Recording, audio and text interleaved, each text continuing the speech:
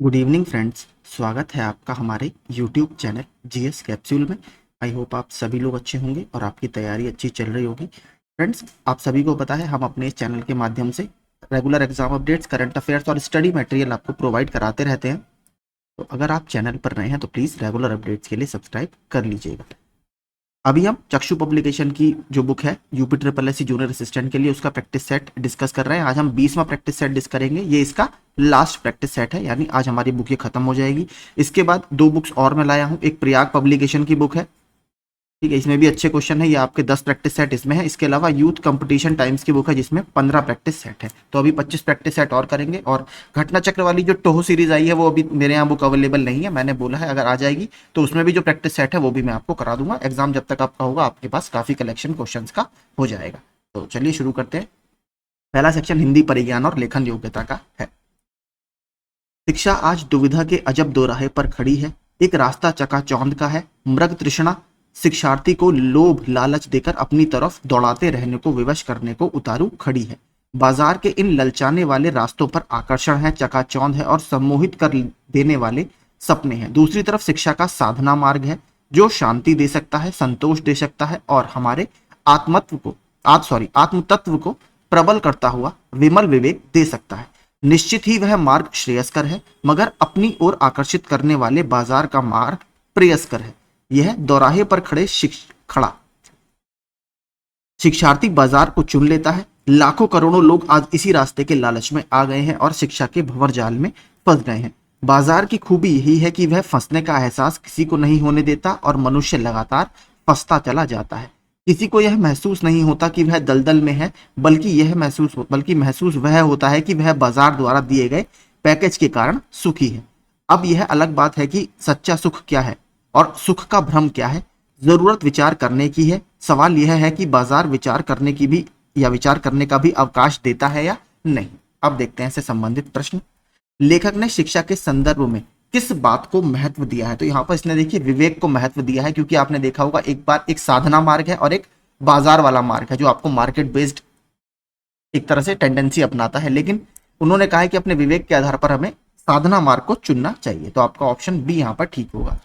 दूसरी तरफ शिक्षा का साधना मार्ग है, तो पहली तरफ क्या है? तो पहली तरफ इसमें है बाजार की चकाचौंध, सम्मोहन और सपने। उन्होंने ये भी कहा कि वो वाला मार्ग श्रेयस्कर है, साधना मार्ग ये प्रेयस्कर है। आगे चलते हैं। निम्नलिखित में से कौन सी बाजार की विशेषता बाजार की नहीं है? तो इसमें कौन सी नहीं है? बाजार सुखी होने का भ्रम पैदा करता है, बाजार लोगों को सुख शांति देता है। तो देखिए बाजार लोगों को सुख शांति नहीं देता। गद्यांश के अनुसार लोग बाजार को चुनते हैं क्योंकि लोगों के पास धन संपत्ति की कमी है, लोग बाजार से प्रेम करते हैं, सभी लोग लालची हैं, बाजार में आकर्षण है। आपने शब्द सुना होगा चकाचौंध वाला, जो शब्द आया था कि वहां पर चकाचौंध है और वो एहसास नहीं कराने देता कि आप उसमें फंसते जा रहे हैं। गद्यांश के आधार पर कहा जा सकता है कि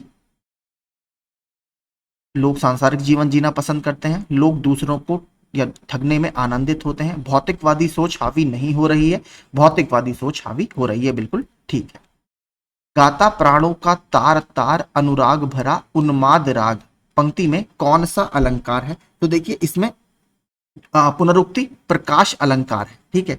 अब बात करें तो ये कवियत्री महादेवी वर्मा जी की पंक्तियां हैं और इसमें देखिए क्या है, पंक्तियों में जो तार तार शब्द है इसके कारण चमत्कार उत्पन्न हो रहा है। तो इसीलिए इसमें आपको प्रकाश यानी पुनरुक्ति प्रकाश, जो बार बार शब्द की जिनकी उक्ति की जा रही है, अगर उसके कारण आपका प्रकाश सा उत्पन्न हो, मतलब गद्य भाव में, तब आपको बोला जाता है पुनरुक्ति प्रकाश अलंकार।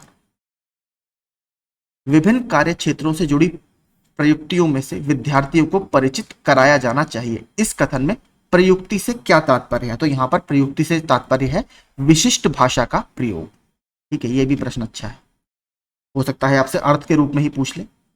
निम्न में से तद्भव शब्द कौन सा है? तो देखिए तद्भव शब्द इसमें से कौन सा है? कुमार, कक्कर, कोण, काजल। तो जो देखिए जो काजल शब्द है ये आपका तद्भव शब्द है। और अगर काजल के तत्सम की बात करें, क्योंकि हो सकता है पूछ ले, तो ये होता है कज्जल, ठीक है। कज्जल जो शब्द है ये काजल का तत्सम शब्द है, बाकी सारे आपके तत्सम शब्द है। आग का तत्सम शब्द है, सिंपल है ये तो अग्नि, ऑप्शन सी। त्यक्त शब्द का सही विलोम है, इंपॉर्टेंट है। त्यक्त का सही विलोम है ग्रहित। त्याज्य का क्या है आपका? ग्राह्य। तुच्छ का महान, और प्रिय का अप्रिय। अवर शब्द का विलोम क्या होगा? तो अवर आपने देखा होगा, अवर अभियंता, ठीक है, जूनियर को बोलते हैं। अगर बात करें इसका विलोम क्या होगा, तो होगा प्रवर। Option C. 12वां, निम्न में से कौन सा समूह विष्णु के पर्यायवाची शब्दों का है? इंपॉर्टेंट है, देखिए विष्णु के पर्यायवाची काफी पूछता रहता है। तो अगर इसमें देखेंगे आप तो सुदेश, चक्रपाणी, चतुर्भुज, फणीश नहीं, चक्रपाणी, चतुर्भुज, शेषशाही जो शेषनाग पर सोते हैं, और गरुड़ ध्वज। तो आपका ये जो है ऑप्शन बी, ये आपके सारे विष्णु जी के पर्यायवाची हैं। विष्णु के कुछ और पर्यायवाची आपको बता देता हूं जो विभिन्न परीक्षाओं में पूछे गए। एक है आपका अच्युत, इसको याद रखिए, ये भी पूछा गया है। विश्वंभर, जनार्दन, दामोदर, केशव, माधव, लक्ष्मीपति, जलाशायी, वनमाली, इसके अलावा मधुरिपु, ठीक है, और रमापति, रमेश, चक्रधर, गदाधर, विधु। ये जितने शब्द हैं आपके, ये सारे विष्णु के अन्य पर्यायवाची हैं। निम्न में से कौन सा शब्द हमेशा बहुवचन में प्रयुक्त होता है? तो इसमें कौन सा शब्द होता है? हस्ताक्षर हमने पहले भी बताया था, ये शब्द आपका हमेशा बहुवचन में होंगे। कुछ और शब्द देखिए क्या है, बाल, ठीक है, बाल, दर्शन, कि हमने भगवान के दर्शन कर लिए, कर लिया कहीं नहीं होता। प्राण, ठीक है, उसके प्राण पखेरु हो गए, या उसके प्राण निकल गए। आंसू, ठीक है, आंसू आता है ऐसा कोई नहीं बोलता, आंसू आते हैं। इसके अलावा होश, ठीक है, कि उसके होश उड़ गए। समाचार, ठीक है, समाचार जो शब्द है ये भी आपका ज्यादातर बहुवचन में यूज होता है। लोग, दाम, इसके दाम क्या है, ठीक है, तो ये सारे शब्द आपके बहुवचन में ही प्रयोग किए जाते हैं। टिकाऊ में प्रत्यय है, तो प्रत्यय वो होते हैं जो शब्द के बाद में लगते हैं और उसका अर्थ बदलते हैं, तो ये आपका आउ प्रत्यय इसमें शामिल है, ठीक है। आगे चलते हैं।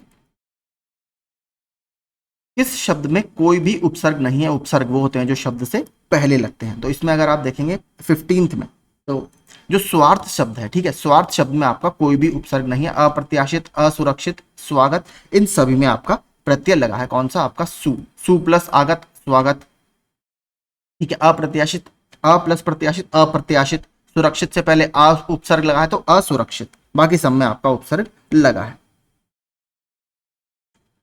निम्नलिखित में रूढ़ शब्द है, तो इसमें से कौन सा रूढ़ शब्द होते हैं? जो नाक शब्द है ये आपका रूढ़ शब्द है, ठीक है। मैंने पहले भी बताया था, रचना के आधार पर 3 तरीके के आपके शब्द होते हैं। जैसे वो शब्द जो बिल्कुल स्वतंत्र शब्द होते हैं उन्हें कहा जाता है रूढ़ शब्द। जैसे आंख, कान, नाक, पुस्तक, आम, ये सभी आपके रूढ़ शब्द हैं। दूसरे शब्द होते हैं जो शब्दों के योग से बनते हैं, जिन्हें हम यौगिक शब्द कहते हैं।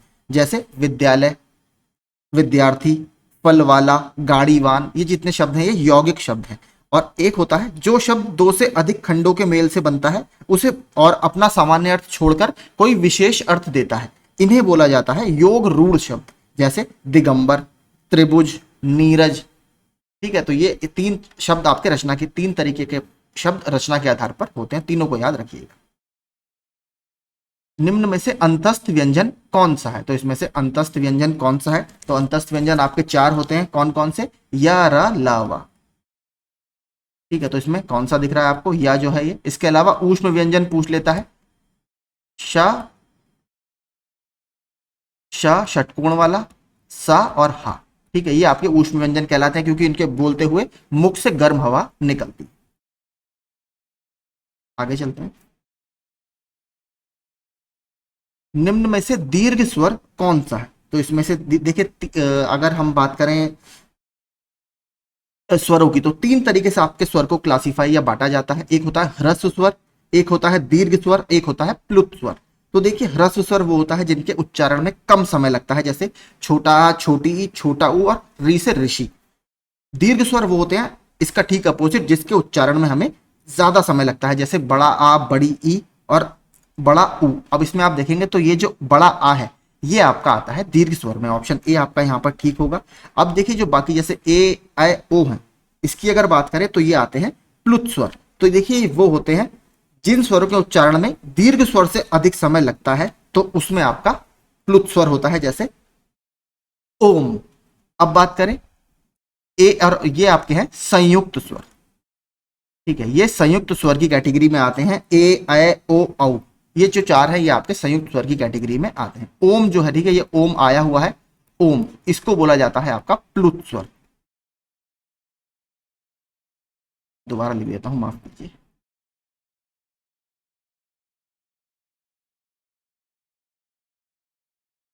प्लुत स्वर, ठीक है, इसको याद रखिएगा, ये आया हुआ है। आगे चलते हैं। बाकी तीन मैंने आपको बता दिए, ए ऐ ओ औ, ये सभी आपके संयुक्त स्वर की कैटेगरी में आते हैं।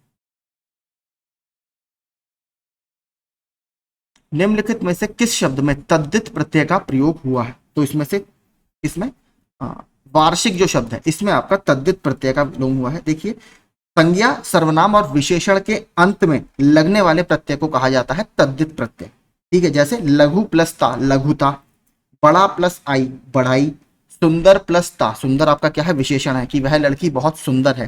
सुंदर में अगर आप ता प्रत्यय लगाएंगे तो बनेगा सुंदरता। तो इन्हें संज्ञा, सर्वनाम और विशेषण के अंत में लगने वाले प्रत्यय तद्धित प्रत्यय कहलाते हैं।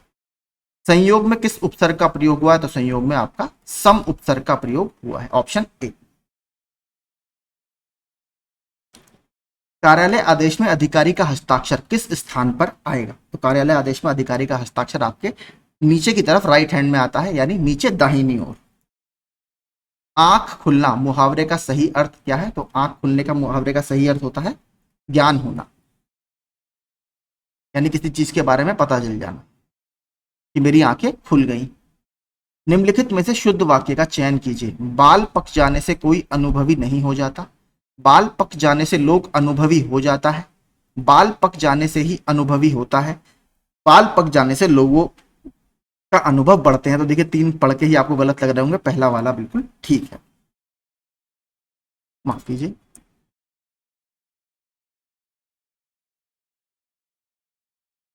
तो ये पूछा है आपसे, सूक्ति का सही संधि विच्छेद क्या है? तो सूक्ति शब्द का ये स्वर संधि का उच्चारण है, और सूक्ति की अगर बात करें तो सु प्लस उक्ति, सु प्लस उक्ति, ये आपका बनेगा सूक्ति, ऑप्शन ए। आगे चलते हैं। और इसमें कौन सी संधि है? छोटा ऊ और दोनों छोटा ऊ मिलकर बड़ा ऊ बना ले रहे हैं, तो यहां पर आपकी दीर्घ।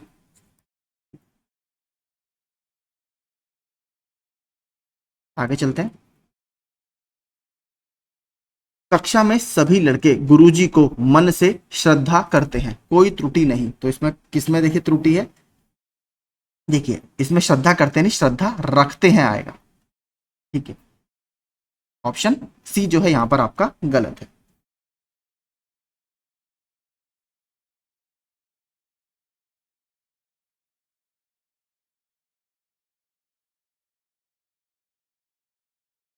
श्रृंगार रस का स्थायी भाव क्या है? तो श्रृंगार रस का स्थायी भाव आप सबको पता होगा, रति, ऑप्शन डी यहां पर सही है। होनहार बिरवान के होत चीखने पात लोकोक्ति का सही अर्थ क्या है? जो आपका ज्ञानी पुरुष होता है या होनहार बालक होता है, उसके गुण बचपन में ही दिख जाते हैं, ऑप्शन सी। अंग अंग फूले ना समाना मुहावरे का सही अर्थ क्या है? बहुत आनंदित होना। अल्प विराम इसमें से कौन सा चिन्ह है? तो देखिए, अल्प विराम जो होता है वो होता है कॉमा, ऑप्शन बी। इसकी बात करें, ये कौन सा है? ये आपका अर्ध विराम है। ठीक है, अर्ध विराम, ये जो है ये आपको पता है विस्मयादि बोधक चिन्ह है। मैंने यह काम कर लेना चाहिए, इसमें अशुद्ध क्या है? तो मैंने गलत है, मुझे यह काम कर लेना चाहिए, ऑप्शन ए इसमें सही। अब रीजनिंग के आंसर मैं आपको बता देता हूं। 31 का है ए, 32 का डी यानी ई,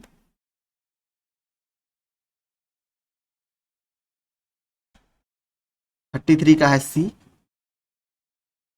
चौथा 34वां आपका वैन आरेख वाला है, वो देख लेते हैं। लड़कियां स्वस्थ रेलगाड़ी, इसमें हमें बताना है कौन सा वाला वेन आरेख सही होगा, ऑप्शन ए। चार विकल्प दिए गए हैं, तीन किसी तरह से एक समान है, एक अलग है, तो आपको अलग वाला चुनना है। तो 35वें का जो है वो है ऑप्शन ए, 36वें का बी, 37वें का सी, 38वें का सी,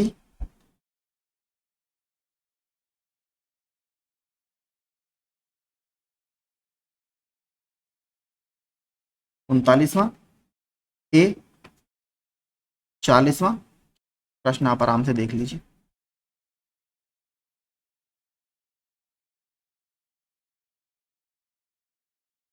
चालीसवें का है ऑप्शन सी, 41वां ऑप्शन ए, 42वां, D 43, option B 44, option C trumpet और 45,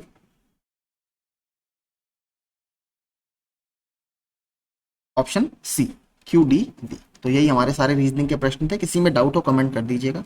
अब देखते हैं जीएस के प्रश्न।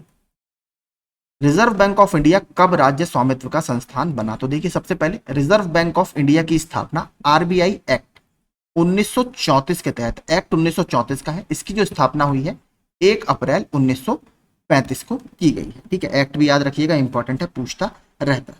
अगर पूछे आरबीआई का जो नेशनलाइजेशन है, राष्ट्रीयकरण है, वो कब हुआ है? तो 1949 में। ठीक है, 1949 में रिजर्व बैंक ऑफ इंडिया को राष्ट्रीयकृत किया गया था। और इसकी 1 जनवरी, माफ कीजिए, डेट पता नहीं भूल गया, 1 जनवरी 1949 को इसकी जो स्थापना की गई थी वो 5 करोड़ या 5 करोड़ रुपए की पूंजी से की गई थी। एक सवाल सबसे ज्यादा ये इससे पूछता है कि इसकी स्थापना कौन से कमीशन या कौन से आयोग की सिफारिशों पर की गई थी? तो उस आयोग का नाम था हिल्टन यंग कमीशन।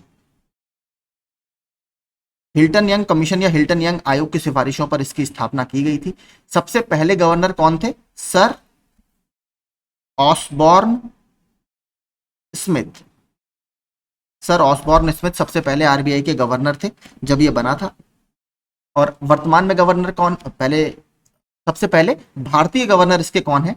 तो सी डी देशमुख। ठीक है, सी डी देशमुख सबसे पहले भारतीय गवर्नर है। बात करें अगर आरबीआई की, तो देखिए इनिशियली इसका जो हेडक्वार्टर था, आरबीआई का हेडक्वार्टर, वो था कोलकाता में। ठीक है, फिर बाद में 1937 में इसका हेडक्वार्टर कोलकाता से हटाकर मुंबई में शिफ्ट किया गया। वर्तमान में अगर बात करें कौन इसके गवर्नर जनरल है, गवर्नर है शक्तिकांत दास, वर्तमान में रिजर्व बैंक ऑफ इंडिया के गवर्नर है। मुख्य काम आप सबको पता है, आरबीआई को lender of the last resort बोला जाता है, बैंकर्स ऑफ द बैंक बोला जाता है, यानी जो हमारे शेड्यूल कमर्शियल बैंक है उसका भी बैंकर कौन है? वो आरबीआई ही है। इसके अलावा आरबीआई क्या करता है? आरबीआई जो आपका मनी का सर्कुलेशन है इकोनॉमी में, उसको कंट्रोल करता है। जो आपका करेंसी वगैरह प्रिंट करता है वो भी आरबीआई के अंडर में ही आता है। आरबीआई की जो मॉनेटरी पॉलिसी कमेटी है वो मौद्रिक नीतियां यानी मॉनेटरी पॉलिसी बनाता है, जिसमें आपके 6 मेंबर होते हैं। तो यही कुछ फैक्ट आपके आरबीआई से थे। आगे चलते हैं।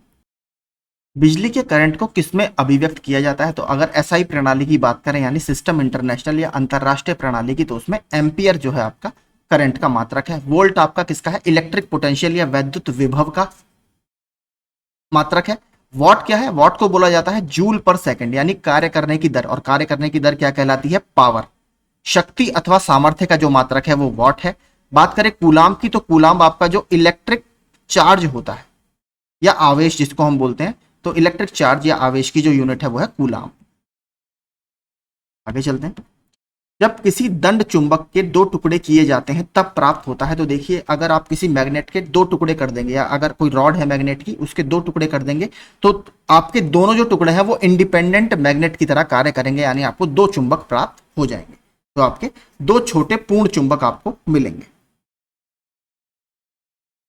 49वां देखते हैं। संहति और ऊर्जा के बीच संबंध किसने स्थापित किया था? बहुत फेमस, आपको पता है, द्रव्यमान ऊर्जा समीकरण, E = mc²। ठीक है, मास और ये स्पीड ऑफ लाइट है, तो एनर्जी आपकी इसका गुणांक होती है। ये किसने सिद्ध किया था? ये सर एल्बर्ट आइंस्टीन ने सिद्ध किया था। एक बहुत इंपॉर्टेंट प्रश्न इनसे बोला जाता है। आपको पता है आइंस्टीन की 2 चीजें बहुत फेमस हैं, एक तो थ्योरी ऑफ रिलेटिविटी या सापेक्षता का सिद्धांत, इसके अलावा फोटो इलेक्ट्रिक इफेक्ट। ठीक है, और याद रखिएगा इनको, वैसे तो फेमस है इनकी बहुत ज्यादा थ्योरी ऑफ रिलेटिविटी या सापेक्षता का सिद्धांत, लेकिन उसके लिए इन्हें नोबेल पुरस्कार नहीं मिला था। प्रकाश वैद्युत उत्सर्जन यानी फोटो इलेक्ट्रिक इफेक्ट के लिए सन 1921 में इन्हें भौतिकी का या फिजिक्स का नोबेल पुरस्कार दिया गया था। तो दोनों फैक्ट याद रखिएगा, कब मिला है, 1921 में मिला है। किस खोज के लिए मिला है, फोटो इलेक्ट्रिक इफेक्ट या प्रकाश वैद्युत उत्सर्जन। आगे चलते हैं। निम्न में से कौन सी गैस वायु में अनेक धातुओं से संयोग करती है? तो जो ऑक्सीजन है वो काफी रिएक्टिव है, तो ऑक्सीजन कई सारे जो मेटल्स हैं हमारे एटमॉस्फेयर में या एनवायरमेंट में उनसे रिएक्ट करती है। बोरेक्स के निर्माण में प्रयुक्त होता है, मैंने सुबह ये टेलीग्राम में क्विज डाला था। देखिए अगर कोई टेलीग्राम से नहीं जुड़ा है तो प्लीज, टेलीग्राम का मैं ग्रुप चलाता हूं, वहां पर मैं बहुत अच्छे अच्छे क्वेश्चन डालता रहता हूं जो प्रीवियस ईयर में विभिन्न परीक्षाओं में पूछे हुए हैं, तो आपकी तैयारी को वो बेहतर करेगा। तो आप डाउनलोड कर लीजिए। ये जो वॉशिंग सोडा है, ठीक है, वॉशिंग सोडा, इसका केमिकल फॉर्मूला होता है Na2CO3, इसको बोला जाता है सोडियम कार्बोनेट। और जो आपका बेकिंग सोडा होता है इसको बोला जाता है सोडियम बाइकार्बोनेट, NaHCO3। ठीक है, दोनों को याद रखिएगा, अलग अलग है, केमिकल फॉर्मूले पूछता रहता है। तो धावन सोडे का उपयोग बोरेक्स के निर्माण में किया जाता है। बोरेक्स आपका एक सोडियम बेस्ड सब्सटेंस है या सोडियम आधारित उत्पाद है। साधारण कांच या ग्लास जो होता है आपका, ये ठोस मिश्रण होता है किसका? तो देखिए इसमें सिलिका, सोडियम सिलिकेट और कैल्शियम सिलिकेट का यह मिश्रण होता है, ऑप्शन सी। तरल लिक्विड कागज क्या है? तो देखिए जो लिक्विड कागज क्या होता है, ये आपकी स्पेशली नोटों की मरम्मत में यूज किया जाता है। ठीक है, जो आपकी प्रिंटिंग सामग्री होती है उसमें इसको लगाया जाता है। तो शीघ्र सूखने वाले कागज के रंग का तरल पदार्थ जिसे मुद्रित सामग्री को सही करने के लिए लगाया जाता है, ऑप्शन सी। प्रिंटिंग जो मटेरियल आपके होते हैं उसको सही करने में इसका यूज करते हैं। उस अयस्क का नाम बताइए जिससे एल्यूमिनियम का निष्कर्षण होता है। बहुत इंपॉर्टेंट है, देखिए एल्यूमिनियम का जो अयस्क है वो है आपका बॉक्साइट। ठीक है, बॉक्साइट से आपका एल्यूमिनियम बनता है। अभी जम्मू कश्मीर पीसीएस का एग्जाम हुआ था, मैंने अपने टेलीग्राम ग्रुप में क्वेश्चन डाला था कि जो एल्यूमिनियम का या बॉक्साइट से आप जो एल्यूमिनियम बनाते हो उसमें कौन सी प्रक्रिया का यूज होता है? तो उस प्रक्रिया का नाम है Hall Heroult process. Hall HEROULT, Hall Heroult process, इसको याद रखिएगा। अभी ये जम्मू कश्मीर पीसीएस में पूछा गया है 2022 में। अब बात करते हैं, देखिए एल्यूमिनियम का एकमात्र यही अयस्क नहीं होता, और भी अयस्क होते हैं। और एक चीज और बता दूं, अभी जो मध्य प्रदेश पीसीएस का एग्जाम हुआ है 23 जून को, अभी 4 से 5 दिन पहले एग्जाम हुआ है, उसमें भी ये प्रश्न पूछा गया है, भारत में बॉक्साइट का सबसे ज्यादा भंडार कौन से राज्य में है? तो पहले वही डिस्कस कर लेते हैं, उड़ीसा। उड़ीसा में लगभग भारत के 50% जो रिजर्व हैं वो यहीं पर स्थित है। इसके अलावा बात करें अगर प्रोडक्शन की, तो 49% लगभग शेयर आपका उड़ीसा का ही है। तो उड़ीसा रिजर्व में भी यानी भंडार में भी और उत्पादन में भी नंबर 1 है बॉक्साइट के। बात करें वैश्विक लेवल पर, तो वैश्विक लेवल पर जो सबसे बड़ा भंडार है बॉक्साइट का वो है ऑस्ट्रेलिया के पास। ठीक है, कुछ कुछ जगह आपको देखिए गिनी, GUINEA, ये भी देखने के लिए मिलेगा कि गिनी जो है ये भी आपका बॉक्साइट स्टोरेज में रैंक 1 रखता है। तो दोनों ही आपके बहुत इंपॉर्टेंट प्रोड्यूसर है। अगर प्रोडक्शन की बात करें तो ऑस्ट्रेलिया उत्पादन में नंबर 1 है, दूसरे नंबर पर है चाइना। ठीक है, तो भंडारण में ऑस्ट्रेलिया और गिनी याद रखिएगा, और प्रोडक्शन में ऑस्ट्रेलिया की रैंक 1 है और चाइना की रैंक 2।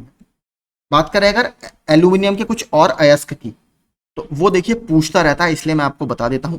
सबसे पहले नाम देखते हैं, एक है कोरंडम, कोरंडम। इसके अलावा फेल्सपार, क्रायोलाइट, क्रायोलाइट, एल्यूनाइट, एक बहुत इंपॉर्टेंट है ये काओलिन। ठीक है, इसको याद रखिएगा, ये आपका पूछा जा चुका है, KAOLIN, काओलिन जो है ये भी आपका एक एल्यूमिनियम का अयस्क है। तो ये कुछ एल्यूमिनियम से संबंधित फैक्ट्स हो गए। आगे चलते हैं। जल की स्थायी कठोरता का कारण जो परमानेंट हार्डनेस होती है, किसकी उपस्थिति के कारण इसमें होती है? तो ये कैल्शियम सल्फेट की उपस्थिति के कारण होती है। कैल्शियम और इसके अलावा मैग्नीशियम के सल्फेट की उपस्थिति के कारण भी ये होती है। और देखिए जो स्थायी कठोरता होती है वो आपकी उबालने से या बॉइलिंग से भी नहीं जाती। निम्नलिखित में से कौन सी बीमारी से या टीकाकरण द्वारा नहीं बचा जा सकता है? तो देखिए जो दमा है, आपको पता है अस्थमा का कोई आपका ऐसा टीका नहीं आता। अस्थमा के लिए एक आप इनहेलर वगैरह लेते हैं, या इसके अलावा और भी जो मेडिसिन वगैरह होती हैं वो आप लेते हैं, यानी आप एक लंबी प्रक्रिया से इससे गुजरते हैं उसको कंट्रोल करने के लिए, लेकिन कोई इंजेक्शन वगैरह से ये ठीक नहीं होता। और आपको पता है श्वसन से संबंधित देखिए बीमारी। पोलियो की बात करें, पोलियोमाइलिटिस एक वायरस होता है, ये वायरस जनित रोग है। एशेरिकिया कोलाई जल के निम्नलिखित में से किस प्रकार के प्रदूषण को निर्धारित करने के लिए एक संकेतक जीव के रूप में कार्य करता है? तो किससे प्रदूषण अगर हो रहा है उसके इंडिकेटर के रूप में यह कार्य करता है। अगर मल संबंधी पदार्थों से आपका प्रदूषण हो रहा है तो उससे संबंधित ये एक इंडिकेटर के रूप में कार्य करता है। वर्तमान दौलताबाद, जहां मोहम्मद बिन तुगलक ने दिल्ली से राजधानी को स्थानांतरित किया था, किसके समीप स्थित है? तो ये वर्तमान में औरंगाबाद के पास स्थित है। इसको पहले देवगिरी, ठीक है, देवगिरी के नाम से जाना जाता था, या देवगिरी इसको हिंदी में आप लिखते हैं। बात करें अगर देखिए मोहम्मद बिन तुगलक की, काफी इंपॉर्टेंट, मोहम्मद बिन तुगलक से प्रश्न हमारे बनते रहते हैं। तो बात करें मोहम्मद बिन तुगलक, तुगलक वंश के एक सम्राट थे। इनका जो कार्यकाल था वो 1325 से लेकर 1351 तक था। इनके बचपन का नाम था जौना खां। इसके अलावा बात करें देखिए इनके कुछ एक्सपेरिमेंट बहुत फेमस हैं। इनके बारे में ये कहा जाता है कि ये एक्सपेरिमेंट तो इनके जो अपने समय से काफी आगे के थे, लेकिन उनका प्रैक्टिकल एग्जीक्यूशन बहुत खराब हुआ। बात करें, इन्होंने एक सेपरेट एग्रीकल्चर डिपार्टमेंट यानी एक अलग कृषि विभाग की स्थापना की, जिसको बोला जाता था दीवान ए कोही।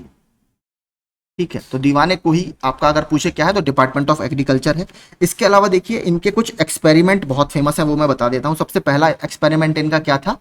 अपनी राजधानी को दिल्ली से देवगिरी शिफ्ट करना। ये इन्होंने 1326-1327 में किया। ठीक है, और लेकिन इस दौरान देखिए बिना किसी तैयारी के इन्होंने ये किया, क्योंकि उस समय हो क्या रहा था, मंगोल अटैक का खतरा नॉर्थ या नॉर्थ वेस्ट में, उत्तर पश्चिम में मंडराता रहता था। तो इन्होंने ये सोचा कि हम दिल्ली से कहीं और अपनी कैपिटल शिफ्ट करेंगे तो थोड़ा सा खतरा कम हो जाएगा, लेकिन ये दाव इनका उल्टा पड़ गया। काफी ज्यादा लोग इससे परेशान हुए और इनके खिलाफ एक तरह से कई जगह विद्रोह भी इस कारण हुए थे। दूसरा, टोकन करेंसी। ठीक है, टोकन करेंसी इन्होंने इंट्रोड्यूस की। ये भी एक फेल्ड इनका अटेम्प्ट रहा। इसके अलावा इन्होंने जो दोआब क्षेत्र होता है, दो नदियों के बीच का क्षेत्र होता है, जो उस समय बहुत फर्टाइल रीजन हुआ करता था, वहां पर टैक्स को 50% तक बढ़ा दिया था। टैक्स मतलब जो आपका लगान था, जिसकी वजह से लोग बहुत ज्यादा परेशान हुए। तो ये भी एक फेल्ड अटेम्प्ट रहा। इसके अलावा इन्होंने 1337-38 में कराची एक जगह है कांगड़ा हिमाचल प्रदेश में, वहां पर चढ़ाई के लिए तैयारियां की थी, और वो भी एक इनका फील्ड अटेम्प्ट रहा। उसमें भी काफी ज्यादा राज्य का खर्चा हुआ। तो ये सारे इनके कुछ फील्ड अटेम्प्ट रहे हैं। एक बात देखिए मोहम्मद बिन तुगलक के बारे में कही जाती है कि मोहम्मद बिन तुगलक ने दिल्ली सल्तनत में सबसे ज्यादा सिक्के जारी किए हैं। अगर आपसे पूछे किसने किए हैं तो मोहम्मद बिन तुगलक ने पूरी दिल्ली सल्तनत में 1206 से लेकर 1290 तक सबसे माफ कीजिए 1206 से लेकर 1526 तक सबसे ज्यादा सिक्के इन्होंने ही जारी किए। इसके अलावा बात करें, ये सबसे पढ़े लिखे दिल्ली के सुल्तान माने जाते हैं। सबसे ज्यादा जो पढ़ा लिखा माना जाता है इन्हीं को माना जाता है। इसके अलावा इन ये बहुत दान वगैरह भी करते थे थोड़ा सा, तो इनको प्रिंस ऑफ मनियर्स या मनियारों का राजकुमार भी इनको बोला जाता है। और ये भी माना जाता है कि बहुत ज्यादा सिक्के इन्होंने जारी किए, इसलिए इनको ऐसा बोला जाता है।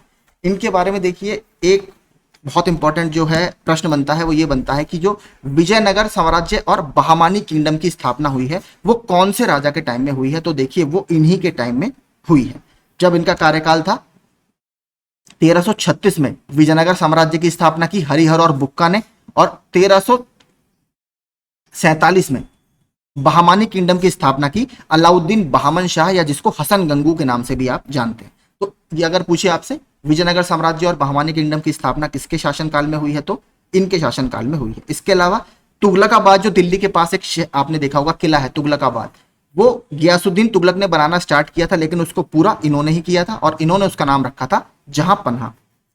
एक बहुत फेमस ट्रेवलर इनके टाइम में भारत में आया है जिसका नाम है Ibn Battuta. Ibn Battuta Morocco से भारत में आया था 1333 में। मोहम्मद बिन तुगलक ने उसको दिल्ली का काजी नियुक्त किया था। इसके अलावा उसको चीन भी भेजा था एक राजदूत के रूप में। बात करें इब्न बतूता ने जो अपने यात्रा वृत्तांत लिखे हैं वो कौन सी किताब में लिखे हैं? वो लिखे हैं उसने रिहला में या रहला में।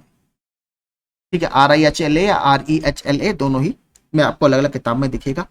अब एक स्टेटमेंट देखिए इससे बनता है, अब्दुल कादिर बदायूनी ने इनके बारे में क्या कहा था जब इनकी डेथ हो जाती है कि the sultan was freed from his people and the people from the sultan, यानी लोगों को राजा से आजादी मिली, आर्टिफिशियल एंटीजेंस। ठीक है, आर्टिफिशियल एंटीजेंस, ऑप्शन डी। निम्नलिखित में से किस प्रक्रिया द्वारा जल तरल अवस्था से गैसीय अवस्था में परिवर्तित हो जाता है? तो आपका लिक्विड से गैस में परिवर्तित होता है कौन सी प्रोसेस के कारण? वाष्पीकरण और वाष्पोत्सर्जन के कारण। देखिए एक प्रश्न बहुत इससे इंपॉर्टेंट बनता है, आपको पता है सॉलिड, लिक्विड और गैस, ये तीन अवस्थाएं पदार्थ की होती है। एक और होती है वैसे आपकी प्लाज्मा, वो अलग है। तो सॉलिड, लिक्विड, गैस, जब आप सॉलिड को गर्म करते हैं तो लिक्विड में बदलता है, लिक्विड फिर गैस में बदलती है।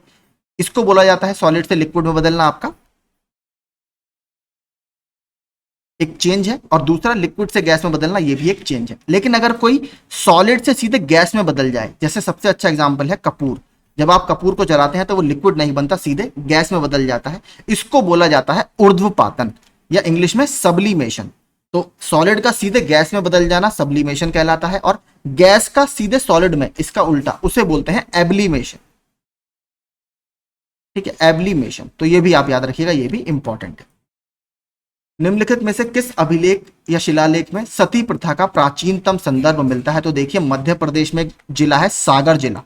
सागर जिले में भानुगुप्त राजा थे, गुप्त वंश के। ठीक है, भानुगुप्त। तो भानुगुप्त का ऐरण अभिलेख है जिसके हमें सबसे पहले भारत में सती प्रथा की जानकारी मिलती है।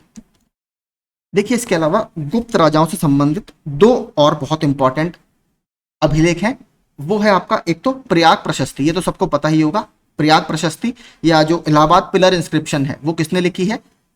समुद्रगुप्त के कोर्ट पोएट थे हरिसेन, उनके द्वारा ये लिखी गई है। हरिसेन ने संस्कृत में ये लिखी है, और ये कहां पर है? पहले ये कौशाम्बी में पिलर था, बाद में जहांगीर ने इस पिलर को उठाकर इलाहाबाद में शिफ्ट करवाया। तो इलाहाबाद प्रशस्ति समुद्रगुप्त से संबंधित है। एक और है आपका भीतरी स्टोन इंस्क्रिप्शन, ये उत्तर प्रदेश में ही है इसलिए इंपॉर्टेंट है। जो भीतरी स्टोन इंस्क्रिप्शन है या भीतरी शिलालेख है, ये उत्तर प्रदेश के गाजीपुर में आपको देखने के लिए मिलेगा, और ये स्कंदगुप्त से संबंधित है। ठीक है, इसको याद रखिएगा। स्कंदगुप्त की जो पावर्स थी उसके बारे में हमें ये बताता है। उत्तर प्रदेश के गाजीपुर में ये है। आगे चलते हैं। भारत में व्यावसायिक रूप से जारी पहला आनुवांशिक रूप से संशोधित पौधा कौन सा है? तो आपका बीटी कॉटन। बीटी का मतलब क्या है? बैसिलस थुरिनजिनेंसिस। इसमें सॉइल बैक्टीरिया है, या जो मिट्टी में एक बैक्टीरिया रहता है, उसको इसमें इंट्रोड्यूस किया गया है। और इसमें जो कीड़ा लगता था पिंक बॉलवॉर्म, ठीक है, कपास के पेड़ में एक कीड़ा लगा करता था, तो इस कीड़े से रोकने के लिए बीटी कॉटन जो है वो इंट्रोड्यूस किया गया। आगे चलते हैं।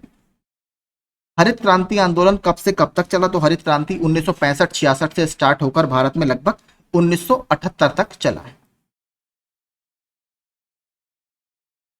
तो 65-66 अगर आप देखेंगे तो 1965 से 1980 ये सबसे बेहतर इसमें ऑप्शन है। जौनपुर में डैश के द्वारा निर्मित अटाला मस्जिद अन्य मस्जिदों के निर्माण के लिए एक मॉडल बन गई। मैंने आपको बताया था जो जौनपुर था वो किस डायनेस्टी के अंदर में फला फूला? शर्की डायनेस्टी के अंतर्गत वो काफी फला फूला था। तो उसी के रूलर थे इब्राहिम शाह शर्की, उन्होंने अटाला मस्जिद वहां पर बनवाई है। दो मस्जिद वहां पर और है, एक जामी मस्जिद है और एक लाल दरवाजा मस्जिद है। दोनों के बारे में आप जरूर पढ़िएगा। इसकी स्थापना किसने की थी शर्की वंश की?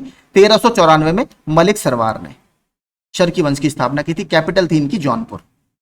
महासागरों में निम्न में से कौन सा लवण सर्वाधिक मात्रा में पाया जाता है? तो सबको पता होगा, सोडियम क्लोराइड आपको समुद्र के पानी में सबसे ज्यादा देखने के लिए मिलेगा। ऑप्शन डी, ठीक है, सोडियम क्लोराइड। अब देखते हैं कंप्यूटर से संबंधित प्रश्न। निम्नलिखित एमएस एक्सेल फॉर्मूला का परिणाम क्या होगा? फ्लोर 3,3 प्लस सीलिंग 4,4, तो इसका परिणाम होगा आपका 7। Option D. अगला, एमएस एक्सेल में सेलेक्ट किए गए सेल के कंटेंट को एक नए बड़े सेल में संयोजित करने और केंद्र में लाने या सेंटर करने के लिए निम्न में से किसका प्रयोग किया जाता है? तो देखिए इसमें merge and centre. Option C, merge का ऑप्शन आपको यहां पर भी दिखेगा। जब जैसे आप एमएस वर्ड में अगर आपने वो टेबल बनाई है, मान लीजिए इसमें इस तरीके से कॉलम है और ये आपका बटा हुआ है, तो अगर इसको पूरा सेलेक्ट करेंगे और इसको मर्ज कर देंगे तो आपका पूरा ये वाला हिस्सा जो है ये चला जाता है पूरा। इसमें आप कुछ भी लिख सकते हैं। तो यहां पर एमएस वर्ड में भी मर्ज का ऑप्शन रहता है। आगे चलते हैं। निम्नलिखित में से क्या यूआरएल का एक भाग नहीं है? तो यूनिफॉर्म रिसोर्स लोकेटर, इसका एक भाग इसमें से क्या नहीं है? Protocol, domain address, query string या आईपी एड्रेस। तो इसमें से क्या नहीं है? आपका आईपी एड्रेस जो है वो यूआरएल का हिस्सा नहीं होता। और चार मुख्य घटक देखिए कौन कौन से होते हैं, मैं बता देता हूं। चार इसके मेन कंपोनेंट होते हैं। पहला होता है आपका प्रोटोकॉल, दूसरा डोमेन नेम, तीसरा या डोमेन एड्रेस, तीसरा पथ, ठीक है, या पाथ, और चौथा होता है आपका क्वेरी। तो ये चार आपके होते हैं। क्रोम ब्राउजर में बाईं ओर प्रत्येक खुले टैब में जाने के लिए निम्नलिखित में से किस कीबोर्ड शॉर्टकट का प्रयोग किया जाता है। देखिए शॉर्टकट बहुत एग्जाम में आते हैं, रेलवे वगैरह में भी काफी ये पूछता रहता है। तो कीबोर्ड शॉर्टकट आपका control plus shift plus tab, option B में। IMAP एक ईमेल संबंधित प्रोटोकॉल है। IMAP का पूर्ण रूप क्या है? तो IMAP का पूर्ण रूप है internet message access protocol, internet message access protocol, option C. MS Excel का प्रश्न 71वां। MS एक्सेल वर्कशीट में जब आप B3 से शुरू करके B3 G9 सेल की एक रेंज को सेलेक्ट करते हैं तो नेम बॉक्स में क्या प्रदर्शित होगा? तो इसमें क्या प्रदर्शित होगा? B3 आपका प्रदर्शित होगा। MS वर्ड के हाल के संस्करणों जैसे वर्ड 2016 में होम मेन्यू के तहत फॉन्ट कमांड समूह के भाग के रूप में निम्नलिखित में से क्या दिखाई देता है? तो paste, show hide, change case या फॉर्मेट पेंटर। तो इसमें से क्या आपका चेंज केस दिखाई देता है, ऑप्शन सी।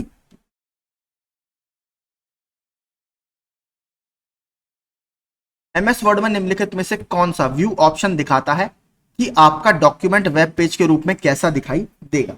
तो क्या दिखाता है? वेब लेआउट, ऑप्शन के। लेआउट का मतलब ही वही है कि आपका जो पूरा लेआउट आएगा पेज का कैसा आएगा। MS वर्ड में टेबल के बारे में निम्नलिखित में से कौन सा कथन असत्य है? एक टेबल में केवल एक रो और एक कॉलम हो सकता है, गलत। एक टेबल में केवल एक रो हो सकती है।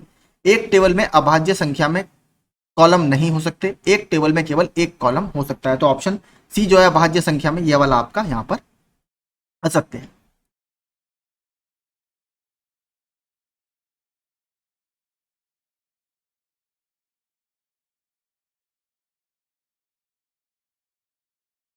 बात करें तो अधिकतम सीमा कितनी है? तो देखिए पंक्तियों की अधिकतम सीमा है इसमें 32,767 और स्तंभों के लिए 63। निम्नलिखित में से कथन सत्य है या असत्य? तो 75 देखते हैं। बताएं कि MS वर्ड में लैंडस्केप एक पेज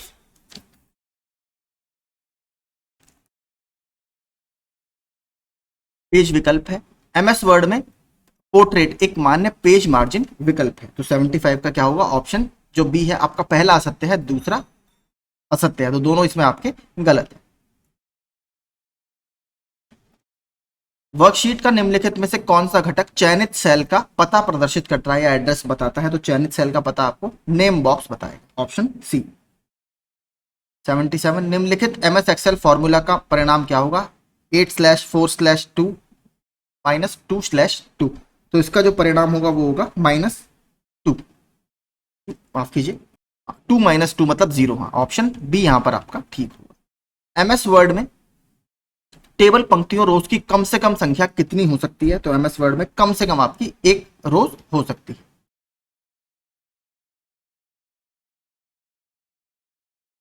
इंटरनेट पर फाइलों को एक नोड के से दूसरे नोड में स्थानांतरित करने के लिए निम्नलिखित में से किस प्रोटोकॉल का उपयोग किया जाता है? तो इसमें FTP यानी फाइल ट्रांसफर प्रोटोकॉल।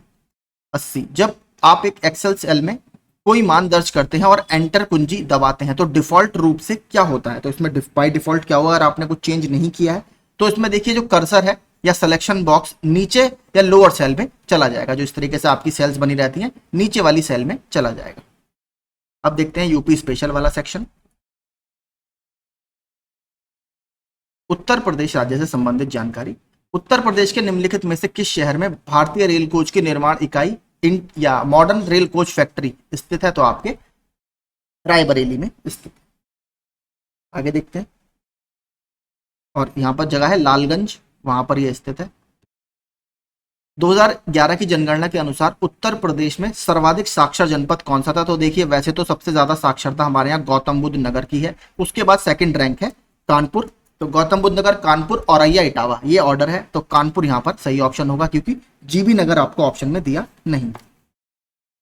सबसे कम साक्षरता किसकी थी? मैंने आपको बता दिया था, वो थी श्रावस्ती। उत्तर प्रदेश का वह जनपद कौन सा है जहां अल्पसंख्यक समुदाय का सर्वाधिक केंद्रीकरण है? तो कौन से में आपको सबसे ज्यादा मुस्लिम पॉपुलेशन या माइनॉरिटी पॉपुलेशन देखने के लिए मिलेगी? तो रामपुर। लगभग रामपुर में 50.57 जो है वो मुस्लिम्स हैं।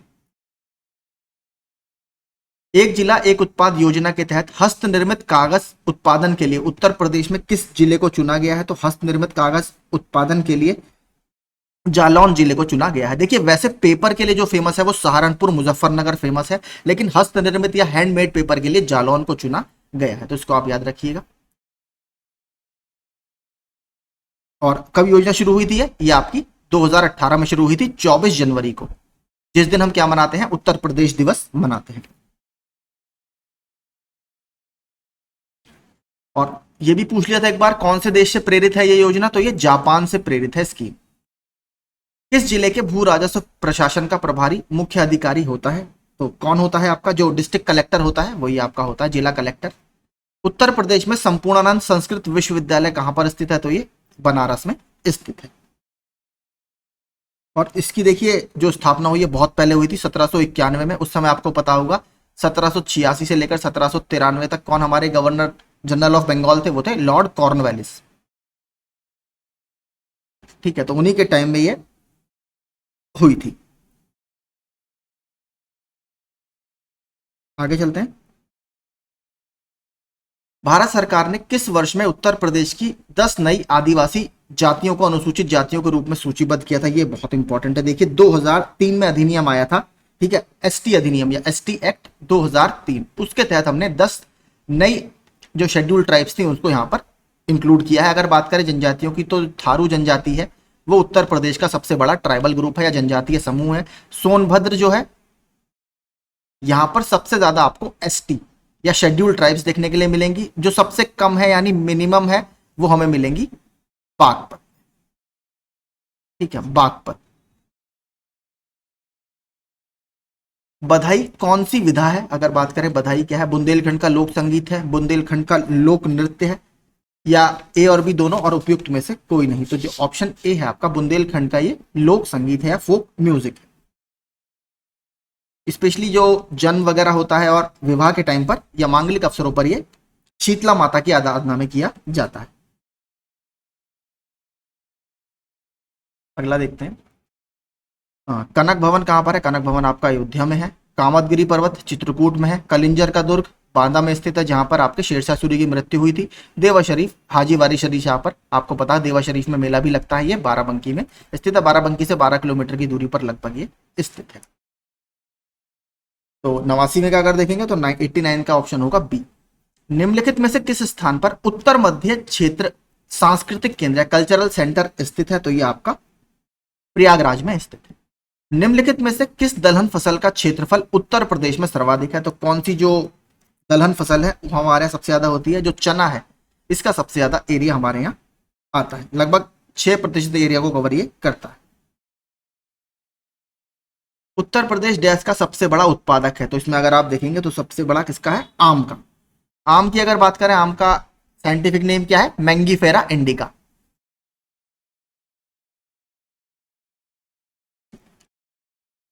उत्तर प्रदेश का बीज प्रमाणीकरण ब्यूरो कहां पर स्थित है? तो आपका जो बीज प्रमाणीकरण ब्यूरो है वो आलमबाग लखनऊ में स्थित है और 2002 में इसको एस्टेब्लिश किया गया। ब्लैक पॉटरी के लिए जियोग्राफिकल इंडिकेशन टैग या जीआई टैग उत्तर प्रदेश के निम्नलिखित में से किस स्थान से संबंधित है? तो उत्तर प्रदेश के निजामाबाद, आजमगढ़ में है निजामाबाद। ब्लैक पॉटरी या निजामाबाद की काली मृद भांड काफी फेमस है, ऑप्शन सी। और कब मिला है इसको? 2015 में इसको जीआई टैग मिला है। उत्तर प्रदेश में प्रथम निर्यात संवर्धन औद्योगिक उद्यान स्थापित किया गया था कहां पर? तो ये नोएडा में। उत्तर प्रदेश में सुरमा उद्योग के लिए फेमस है, तो सुरमा आपको पता है कहां का बहुत फेमस है? बरेली का बहुत फेमस है। बात करें मुरादाबाद, मुरादाबाद को पीतल नगरी कहा जाता है। बनारस की साड़ियां बहुत फेमस हैं। प्रयागराज के जो मुंज उत्पाद है वो बहुत फेमस है। उत्तर प्रदेश के निम्नलिखित शहरों में से कौन सा मैंगो फूड फेस्टिवल की मेजबानी करता है? तो आपको पता है लखनऊ के आसपास के क्षेत्रों में स्पेशली मलिहाबाद वगैरह में काफी अच्छा आम हमें मिलता है और जो लखनऊ है वही इसकी मेजबानी करता है। उत्तर प्रदेश का वह कौन सा एकमात्र क्षेत्र है जहां तांबा पाया जाता है? मैंने आपको बताया था ललितपुर में एक जगह है सोनराई, ठीक है, सोनराई क्षेत्र या सोनराई रीजन, एकमात्र ये क्षेत्र है उत्तर प्रदेश में जहां पर आपको कॉपर देखने के लिए मिलेगा। कॉपर के देखिए कभी कभी ना अयस्क पूछ लेता है, तो वो मैं आपको बता देता हूँ कॉपर किससे हम बनाते हैं। सबसे फेमस तो आपने सबने सुना ही होगा क्यूपराइट, सबसे इंपॉर्टेंट तो यही अयस्क है कॉपर का, क्यूपराइट। इसके अलावा देखिए मेलाचाइट, ठीक है, मेलाकाइट या मेलाचाइट आप इसको बोल सकते हैं, MALACHITE, मेलाचाइट, ये भी आपका कॉपर का अयस्क है। इसके अलावा एज्यूराइट, AZURITE, एज्यूराइट जो है ये भी आपका कॉपर का एक अयस्क है, तो ये आप कुछ याद रखिएगा। अंतिम प्रश्न देखते हैं। उत्तर प्रदेश राज्य में यमुना एक्सप्रेसवे निम्नलिखित में से किन दो शहरों को जोड़ने के लिए बनाया गया था? तो यमुना एक्सप्रेसवे का नाम आपका ताज एक्सप्रेसवे के नाम से भी इसको जाना जाता है। आगरा और नोएडा को जोड़ने के लिए बनाया गया था। लगभग 165.5 किलोमीटर लंबा ये हाईवे है। अगला देखते हैं।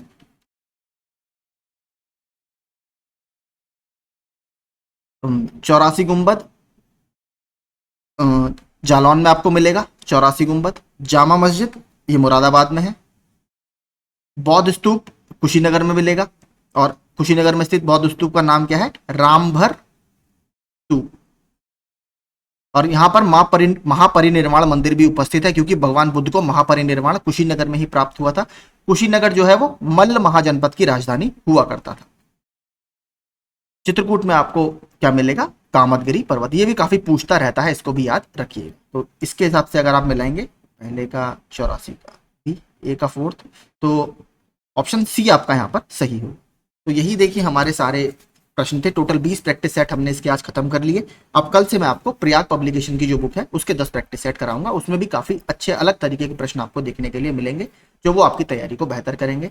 आपका क्या इनपुट है इस सेशन को लेकर? आप प्लीज बताइएगा बुक आपको कैसी लगी, और क्या आपकी तैयारी में इससे कुछ बेहतरी हुई, तो वो आप प्लीज कमेंट बॉक्स में जरूर कमेंट कीजिएगा। कल से हम एक नई बुक स्टार्ट करेंगे। वीडियो अच्छा लगा हो तो प्लीज लाइक और चैनल को सब्सक्राइब कर दीजिएगा। धन्यवाद।